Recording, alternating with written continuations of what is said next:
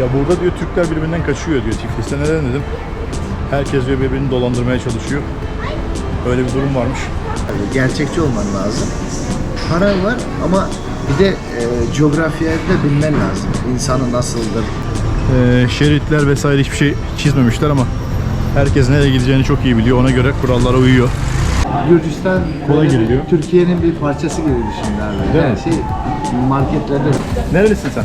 Türkmenistan'ı. Türkmenistan mı? Sen ne yapıyorsun abi şimdi burada? Bir şov yapıyorsun. Aman yarabbim. Şöyle vitrinde et çeşitlerimiz, sucuklar. Merhabalar. Merhabalar efendim, hoş geldiniz. Aa. Nasılsınız? İyisiniz. Teşekkürler. Türk müsünüz? Burada öyle bir şey olmuş ki hiç kimse yüzünüze bile bakmıyor. Öyle bir farklı bir atmosfer var burada şu an. Doydular mı? Ekonomiyi dengeli saklaması için herkese hesap açmıyorlar. Izgarada Izgarada pişiyor, sonra tereyağı da sadece tadını alıyor böyle. Vay. Abi çok güzel. Yumuşak inşallah severiz. Afiyet olsun. Evet. Gürcistan Tiflis'ten herkese tekrardan merhabalar. Şu an itibariyle Tiflis'te bir şehir videosu hazırlıyorum. Sizlerle beraber ben de deneyimliyorum. Daha öncesinde zaten herhangi bir şekilde gezip bir yerleri belirlemiyorum. Şimdi bu bulunduğum cadde arka tarafa doğru Arap Caddesi diye geçiyormuş. Arapların işletmelerinin olduğu bir cadde. Ön tarafımdaysa karşıda birazdan yine göstereceğim yol üzerinde. Orası da Türk Caddesi'ymiş. Adı o şekilde geçiyormuş. Yaklaşık 1,5-2 kilometre boyunca Türk Caddesi olduğunu söylediler. Bakalım gidince ben de sizinle birlikte göreceğim. Hadi bakalım şimdi ne diyoruz? Gürcistan Tiflis şehir gezi videosu başlasın. İyi seyirler dilerim. Bakın şöyle göstereyim. Trafiğe kapalı olan bir cadde. Burası Arap Caddesi. Ve burası da aynı şekilde Arap Caddesi'ymiş. Şimdi buradan devam edelim. Burası trafiğe açık. Şu ileride karşımızda olan bölgede ise Türk Caddesi diye geçiyormuş. Şöyle bir taraftan da mimariyi göstereyim ben size. Güzel bir mimari, yapılar falan gayet hoş.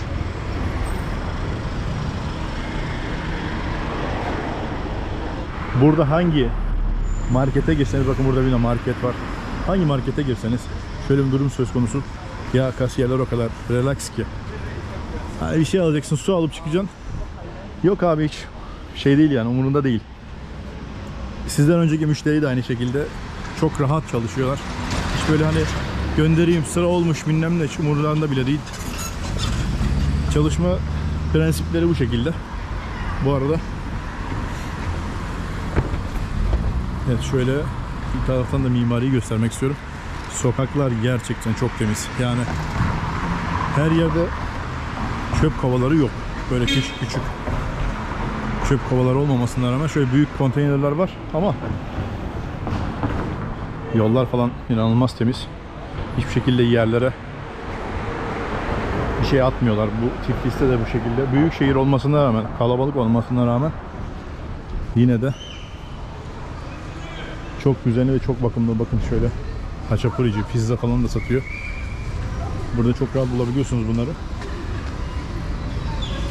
3 lari, 4 lari gibi fiyatlar. Bakın mimariye bakar mısınız? Şimdi burası tam karşı banka. Dış cephe olayı. Dışarıdan böyle uzaktan direkt göze çarpıyor. Güzel yapmışlar. Güzel bir hava var bugün. Böyle hafif serin. Gayet güzel. Şimdi buradan biraz da döviz kurlarını falan göstereyim size.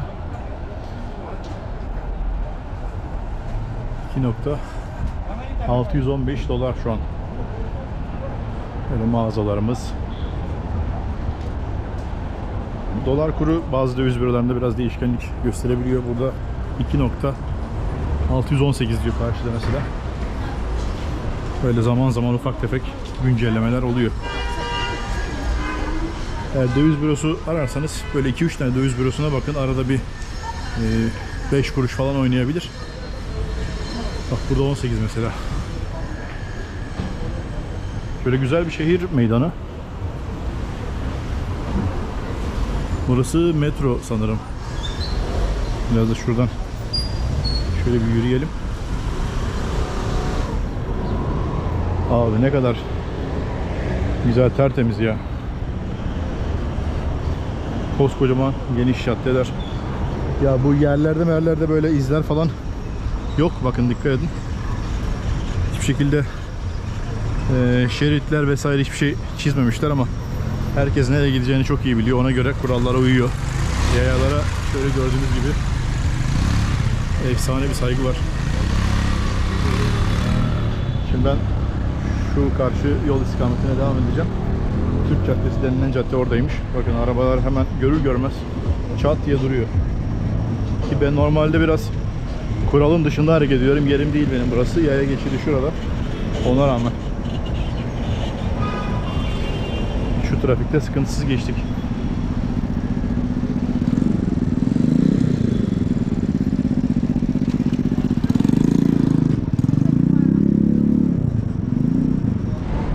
Ve şöyle her yerde döviz büroları mevcut. Sanırım bu caddenin az ilerisi böyle Türk sokağı olarak geçiyor. Öyle duymuştum. Türk Caddesi daha doğrusu. Ya Türkler böyle peş peşe restoran, mekan açınca hemen adı Türk Caddesi oluyor. Bunu Batum'da da görmüştük. Evet, Markaşvili Caddesi'nde yürümeye devam ediyoruz şu an. Aynı zamanda Türk Caddesi diye de geçiyormuş. Bakın şimdi yine bir Türk mekanı. Elit 7/24 açık. Türk restoran diye. Yani iletişim kurabilecek çok fazla böyle bir kişi göremedim. Batum'un aksine buradaki Türk lokantalarında çok fazla bir iletişim yok. Böyle bir iki yerle falan iletişim kurmaya çalıştım ama çok fazla kuramayınca da üzerine durmadım açıkçası. Buradaki şartlar muhtemelen biraz farklı. Batum biraz daha böyle turistik, daha sıcakkanlı insanlarla dolu. Burası biraz daha farklı geldi bana. Şimdi dedim ya, Batum'a kıyasla biraz daha farklı burası. Burada normal müşteri olarak giriyorsunuz Türk mekanına. Ya bir normalde biz alışkınız ya, Türk mekanlarında böyle bir karşılama olur. Ne bileyim, oradan ustam bir şey söyler, bir hoş geldin der. Oradan bir garson gelir, hoş geldin der. Ya da vesaire. Burada öyle bir şey olmuş ki hiç kimse yüzünüze bile bakmıyor. Öyle bir farklı bir atmosfer var burada şu an. Neden anlamadım. Ama sadece bir mekanda değil yani. Hemen hemen hepsinde bu şey geçerli. Neredeyse. Bir Türk kuaför arkadaşla tanıştım. Erkek kuaförü. Onunla biraz sohbet ettik. Böyle ayaküstü. Ya burada diyor Türkler birbirinden kaçıyor diyor Tiflis'te. Neden dedim. Herkes diyor birbirini dolandırmaya çalışıyor. Öyle bir durum varmış. Hatta kendisinin bile başına gelmiş. Bu arkadaşın başına bile gelmiş. Beni bile burada dolandırdılar diyor. Mümkün olunca burada Türkler birbirinden hep uzak durmaya çalışıyor diye söyledi. Belki onun da etkisi olabilir. Çünkü işte kimse kimseyi tanımıyor. O yüzden biraz mesafe koyuyorlar. Ama normal müşteri olarak da gittiğiniz zaman hiçbir şekilde bir karşılama, hiçbir şey yok yani. Oradan yemek falan seçeceksiniz, bir şey yiyeceksiniz. Belki dedim bir yemek falan yerim, bir çorba morba bir şeyler içerim diye düşündüm. Girdim mekana. Herkes sırtı dönük. Hani içeriye girdi mi birisi, girmedi mi? Müşteri mi girdi? Sadece ben değil, başka gelen müşteriler de aynı şekilde. Hatta 2-3 kişi de böyle bir girdi, baktı sağa sola çıktı. Onu gördükten sonra dedim gerek yok oturmamıza. Şimdi devam edelim bakalım. Şu cadde gerçekten mükemmel.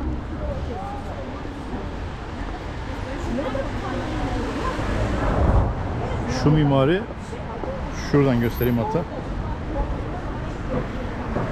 Sovyet zamanından kalan mimariler. Tabi o esnada belli bir süre sonra işte Gürcistan vesaire bağımsızlığını ilan ediyor derken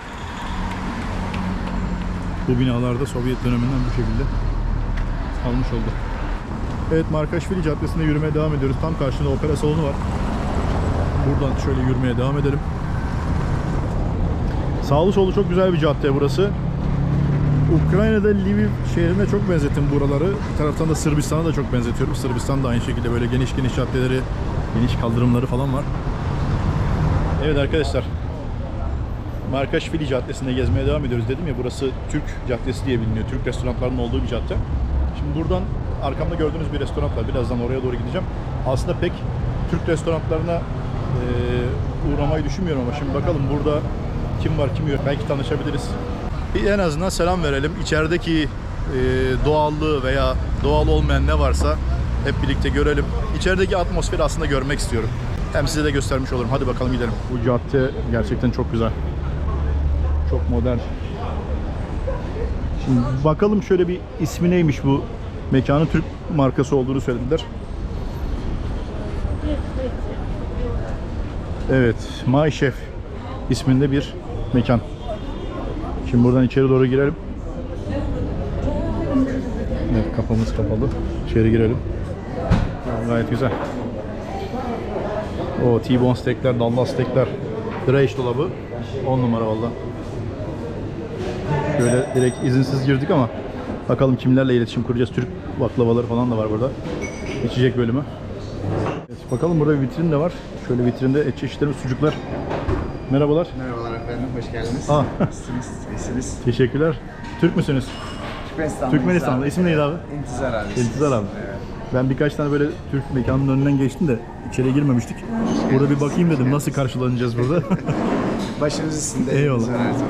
Türk mutfağı, Türkmenistan mutfağı nedir abi burası tam olarak? Abi, Avrupa ve Türk mutfağı Avrupa Türk mutfağı. karışıyor, evet. Steak üzerine değil mi? Steak üzerine abi. Abi, güzel. Evet, dry age.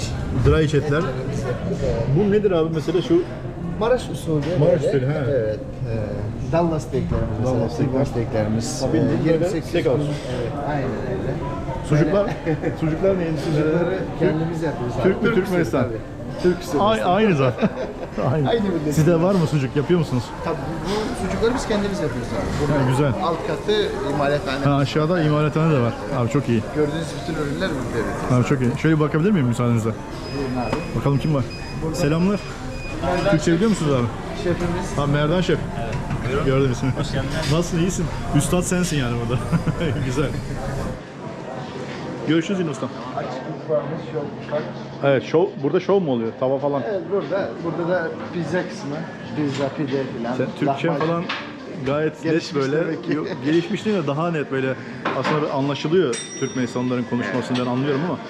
Yani Ya çok, Türkiye'de mi yaşadın? çok Türk iş adamlarıyla beraber. Ha, geliyorsunuz. çalışıyoruz. Bir işletmeci misin, mekan sahibi mi? Abi burada Ortak mı? Yani ortak. mekan. Ortaksınız. Evet. Güzel abi.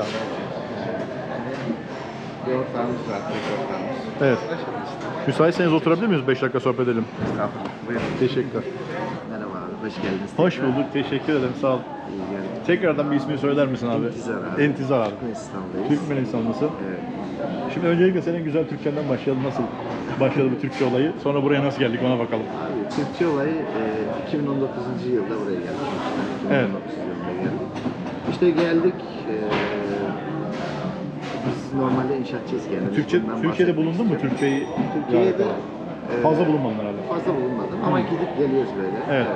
Gezmeye. Asıl işin inşaat.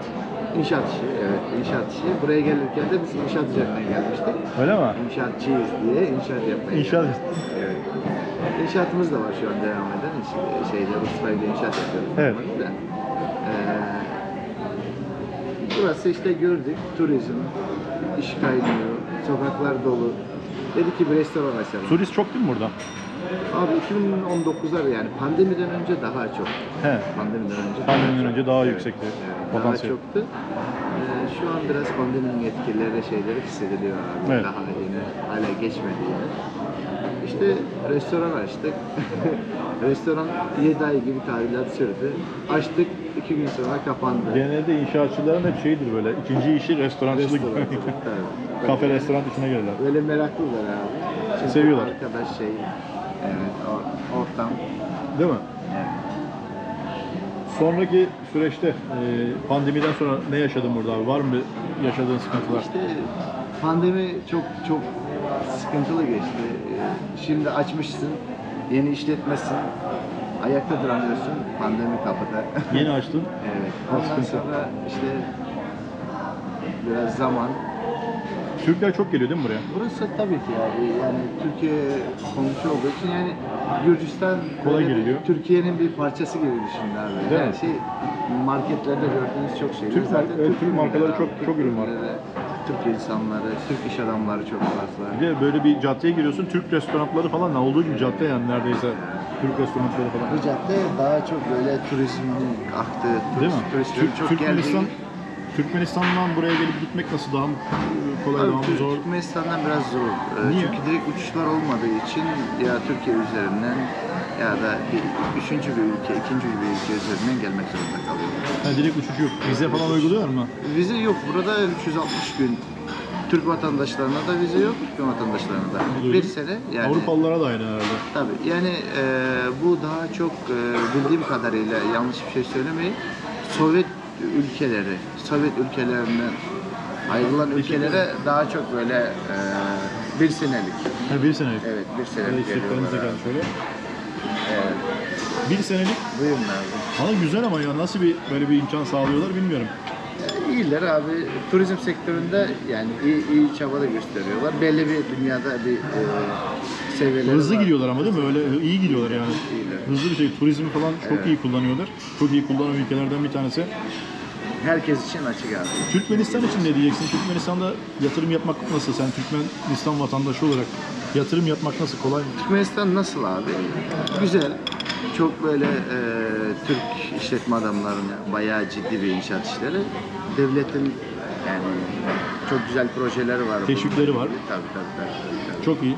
Yani iş yapmak için orası da güzel bir. Orası da güzel. Biz sadece Ukrayna'da üniversiteyi okuduğumuz için hep böyle... Ha, Ukrayna'da üniversite Evet, okudun. evet. Ukrayna neresinde okudun? Paltova şehrinde Ha, okuduk. ben de gitmiştim, Ukrayna'yı biliyorum. Vay, Kiev'le Lviv'e gitmiştik.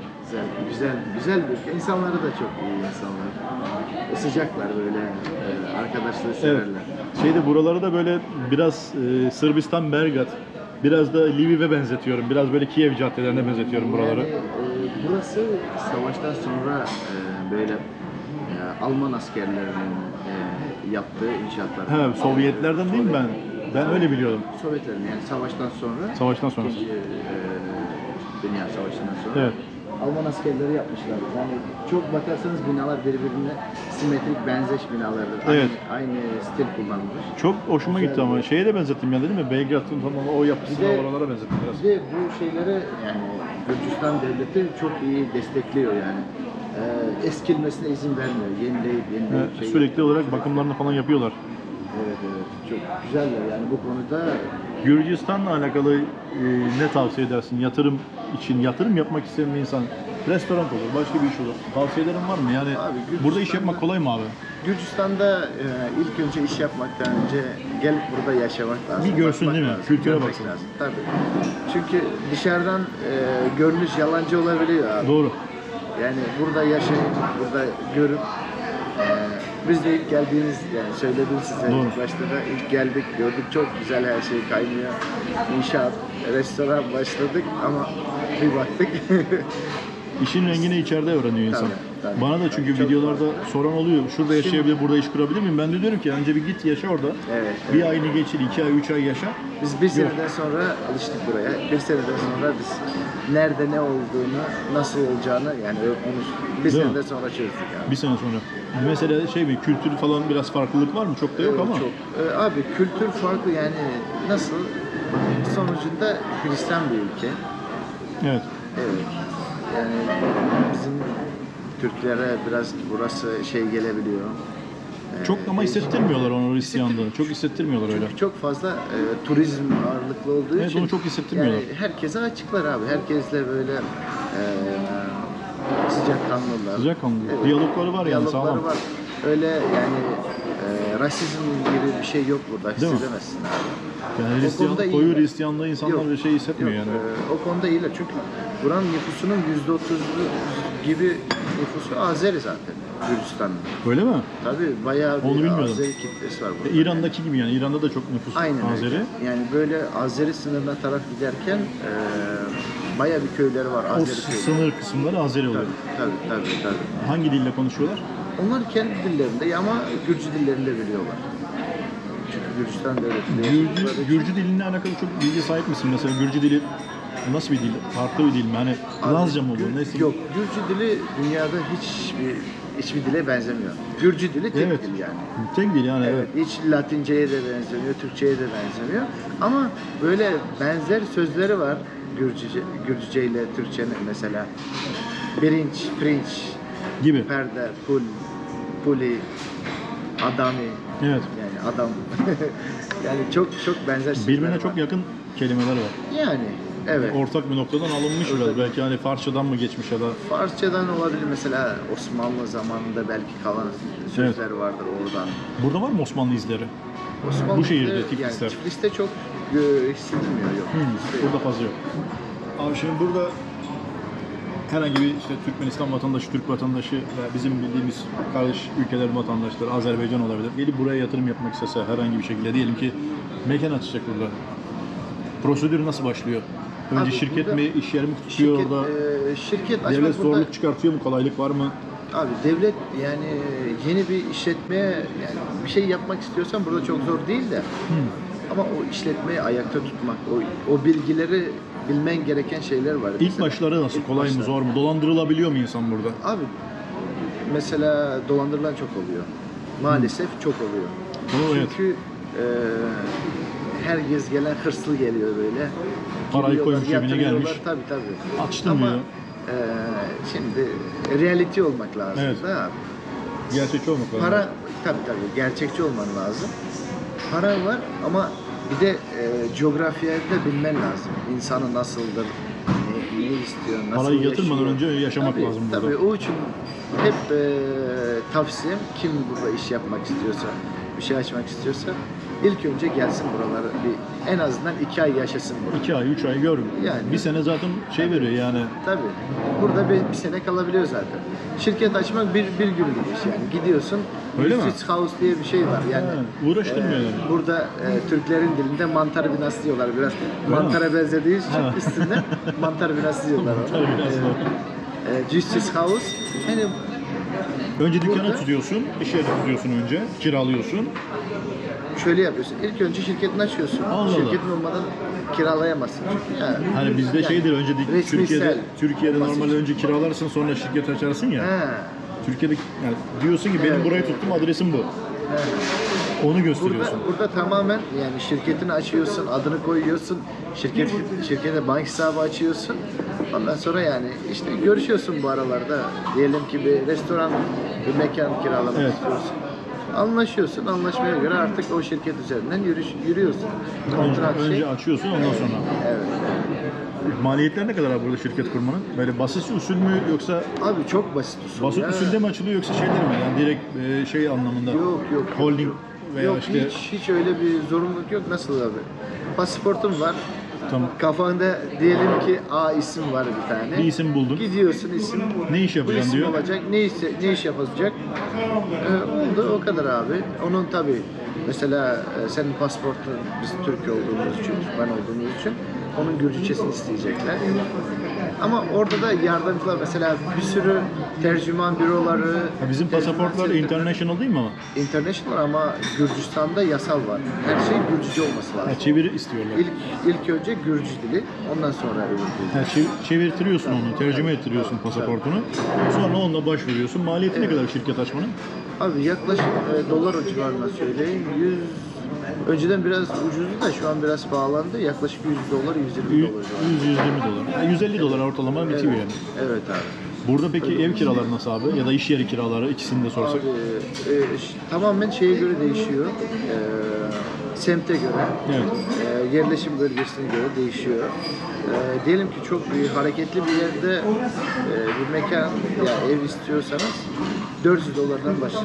Ha, 400 Burada dolar. evler pandemiden sonra, bu savaş olaylarından sonra daha Her çok, yerde olduğu gibi şu an çok arttı. yükseldi. Çünkü Ukrayna'dan, Beyaz Rusya'dan, bir de Rusya'dan çok fazla sayıda insan. O şekilde İnsanlar etkiledi geldi. değil mi orayı da? Evet. Oradan göç edenler. Evet. Mesela Gürcistan'da IT'ciler için çok iyi Yani şeyler var. Çünkü devlet faiz şeyleri çok düşük. O için çok IT şirketleri gelip burada Bilişim şirketleri.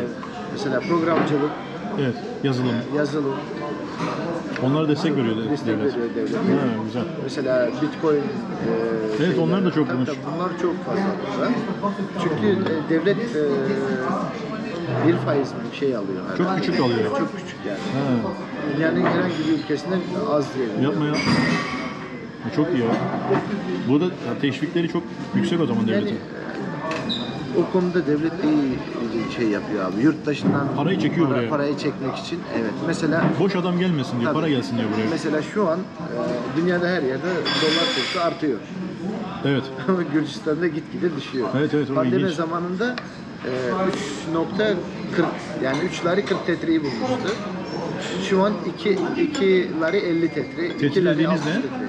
Yani larisi vardır. Bir de bizim kuruşumuz var ya. TL ve kuruş diyoruz ya. Ha. Tetresi bunların bizim kuruşumuz. Var mı? Burada hesap açmak istesem mesela Türk vatandaşı ya da Türkmenistan ya da başka bir ülkenin vatandaşı nasıl yapıyorum, o prosedür var mı? Şimdi bu prosedürleri biraz zorlaştırdılar. Önceden mesela gidip direkt açabiliyordun, pasaportunu veriyordu. Ha. Ben hesap açmak istiyorum. Hemen anında açıp veriyordular. Bir de 5 lira, 10 lira yani. Yani Diyelim evet. ki 3 dolar. 5-10 liraya açılıyor bildiğim kadarıyla. maksimum. Neyi zorlaştı? Şimdi savaştan sonra çok para yatırımı olduğu için ülkeye artık Doydular mı? ekonomiyi dengeli saklaması için herkese hesap açmıyorlar. Senin şeyini öğreniyorlar. Sen bir yerde çalışman lazım. Ya para gelirin nereden olacak? Onları göstermen lazım. Sonra burada iki tane çok büyük bankası var bunlar. Gürcistan ve TBC Bankası. 2 bankada var. Yani çok banka var da çok iyi. Bank of Georgia kitlesi mıydı? çok olan Georgian Bank, Gürcistan Bankası yani. İkincisi de TBC Banka. Devlet bankası gibi. Devlet Bankası gibi büyük bankalar. Georgian Bank Devlet Bankası. Evet. Şu an biraz sıkıntı yaşıyorlar diye biliyorum. He, hesap açmakta biraz Evet, problem hesap yaşıyorlar. açmak. Ben onu duymuştum çünkü hesap Tabii. açılıyor gibisinden. Hatta Türkiye'de ki vatandaşlar da burada hesap açıyorlarmış. Türkiye'de parasını tutamayanlar, işte haciz durumu vesaire olan insanlar orada para tutamıyorlar. Bir problem olduğunda öyle duymuştum. Gelip Gürcistan'da hesap açıp parasını buraya koyuyorlarmış diye duydum. Ya önceden çok kolaydı abi. Şu an biraz Zorlaştırdılar. konuda zorlaştı. Evet. Mesela banka ama bankaları çok iyi. Hizmetleri çok çabuk. Gittiğin Sıra olayı yok. Çünkü çok her yerde var abi. Karşıda 2-3 tane. Hemen giriyorsun, çok sıra beklemeden işini bitiriyorsun. Evet, çok var çünkü. İyi Burada yani. şeyler nasıl abi, çalıştırdığın elemanların asgari ücret, mesela Türkiye'deki alt taban üst taban öyle bir şey var mı? Gürcistan'da böyle bir şey yok. Sınır altta şu kadar yok, bu kadar asgari yok. Tamamen piyasa belirliyor. Piyasa belirliyor onu, yapacağı tecrübesiyle alakalı. Tabii. Yapacağı iş böyle şey yok yani. İlla ki bu kadar maaş olacak diye bir şey yok. En az şu kadar diye bir şey yok. Yok öyle bir şey. Potansiyeli neyse onu alıyor. Aynen. Ortalama ne kadar maaşlar burada bir personeli? Mesela bir garsonun maaşı Bir burada. garsonun maaşı Burası için demiyorum ben, genel olarak yani. genel olarak yani 400-500 dolardan yüksektir. 500 dolar. 500 dolar. Dolar bazında. 500 dolardan yüksektir. Yani. Bazı mesela iyi garsonlar vardı. 800 bin doları da aldı. Şeyler peki inşaat sektöründe nasıl abi orada? İnşaatçılar da çok var bizim Türklerden buraya gelip çalışanlar. Abi inşaat burada en iyi yapılabilecek işlerin biri inşaat. Öyle mi? Tabii. İşçilik anlamında söylüyorsun değil mi? İşçilik anlamında da yani ticaret anlamında da yani inşaatçı olarak da burada çok yapılacak iş var. Evet. Talep de çok. Talep de Yani şey mi, teşvik mi var orada devlet tarafından inşaat için? Yoksa kolaylık mı var ya da? Kolaylık var abi. Yani toprağı alıyorsun ya anlaşıyorsun. Satın alıyorsun toprağı. Projesini yapıyorsun. Evet, Sunuyorsun bizim durumumuzda projeyi. biz satın aldık abi. Evet. Biz satın aldık. Projemizi yaptık. Evet. Projemizi medya diye yani belediyesi vuran. Belediyeye sunuyorsun, onaylanıyor. Ondan Sonra inşaatına başlıyorsun. İnşaatına başlıyorsun. Evet, tanıyalım biraz. Nerelisin sen? Türkmenistan'da. Türkmenistanlı. Sen ne yapıyorsun abi şimdi burada? Bir şov yapıyorsun. Aman yarabbim. Vay.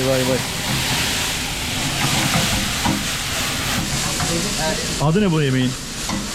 Sebzeli noodle. Ha, sebzeli noodle. Vay. İtalya mutfağı gibi oldu biraz. Neydi isim? Begenç. Begenç. Begenç ortalığı valla yaktın kavurdun valla maşallah. Kolay gelsin sana. Burada da ustam var, bir şeyler yapıyor. Hoş geldiniz. Hoş bulduk, merhabalar. Kolay gelsin. Evet. Vay vay vay vay. Teşekkürler. Chateaubriand böyle. Abi nedir bu? Chateaubriand, Chateaubriand. bonfile eti, lokum eti. Evet, tereyağlı, Ha, bonfile lokum, tereyağlı, domates, sebzeli. evet, Bu tereyağda pişiyor değil mi? rokola. Izgarada, Izgarada ondan pişiyor, da sonra tereyağı tereyağda sadece tadını alıyor böyle. Vay. Abi çok güzel. Yumuşak, inşallah severiz. Afiyet olsun. Severiz. Afiyet olsun. Yeterlidir abi. Bal şeker olsun, afiyet olsun. Abi teşekkür ederim, sağ ol. Afiyet olsun abi, hadi. Bu salata ne diye geçiyor burada abi? Bu salata krek salatası yani Yunan krek salatası salata, evet. diye geçiyor. Böyle etin yanında güzel olur. Ekmeğin tadına bakar mısın abi? Bakalım abi. Kendimiz yapıyoruz. Kendiniz mi yapıyorsunuz? Burada gördüğünüz bütün ürünleri hepsini biz yapacağız. Burada yapıyoruz. Kahvaltı falan var mı burada? Tabii Türk kahvaltısı, kahvaltı çeşitlerimiz var. Bu aslında Grek salata diyorlar da çoban salatanın bir benzeri mi? Yani evet. Beyaz peynir olduğu için yani Yunanlarda da var ya oradan gelmiş. Evet. Gürcüler, Ruslar, Avrupalılar daha çok seviyor.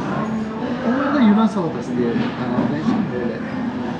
Bunu Makedonya'da da veriyorlar. Buna Makedonya'da şope diyorlar. Makedonya'da, Kosova'da şope salata diyorlar buna. Wow. Aslında aynısı Ingredient abi aynı. ama şey olmuş yani markalaşmış. Gerçekten dünya genelinde Grek salata deyince Evet. direkt ortaya çıkıyor. Aynen. Çünkü tabii bizim mesela bu ürünlerin hepsi Türk ürünleri bu arada. Öyle mi? Evet, Türkiye'den getiriyoruz biz. Beyaz Neyi mesela? peyniri, zeytini mesela, zeytini, beyaz peyniri. Her çeşit farklı. İsteğini kullandığımız tuzu bile Türkiye'den getiriyoruz. Maldon tuzu kullanıyoruz. Çok Etler buradan. Buranın etleri lezzetli ama. buradan, evet. Türkiye'den zor olur mu buraya malzeme getirmek? Bir prosedürleri var.